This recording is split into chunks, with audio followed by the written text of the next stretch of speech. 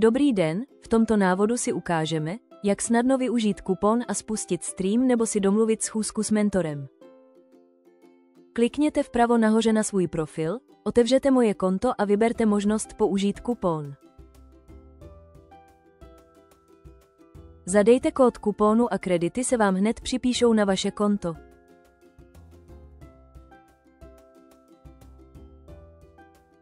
Teď si ukážeme, jak kredity využít.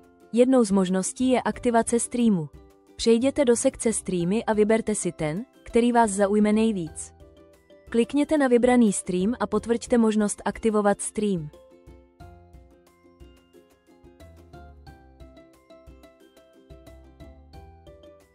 Hotovo, váš stream je aktivní. Můžete sledovat živá vysílání a kdykoliv si pustit záznamy již proběhlých.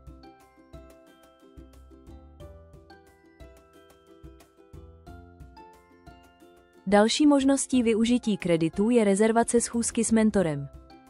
Přejděte do sekce Experti. Zobrazí se vám přehled všech expertů, včetně jejich dovedností. Mentora, který vás zaujal, si můžete uložit do oblíbených a kdykoliv se k němu vrátit. V profilu mentora objevíte všechno podstatné o jeho zkušenostech a expertíze. Klikněte na rezervovat schůzku, vyberte kariérní konzultaci, nebo pokud jste student, zvolte studentský mentoring.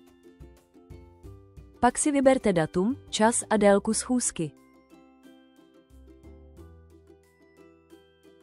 Máte zde prostor napsat svá očekávání, která pomohou mentorovi se lépe připravit.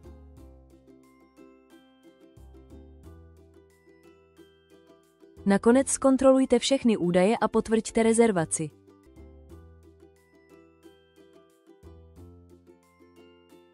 Mentor hned dostane zprávu o vašem zájmu a brzy vám potvrdí schůzku.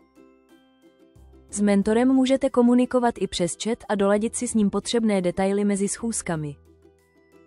Skvěle, máte hotovo. Teď si můžete pustit stream nebo se vrhnout na spolupráci s mentorem.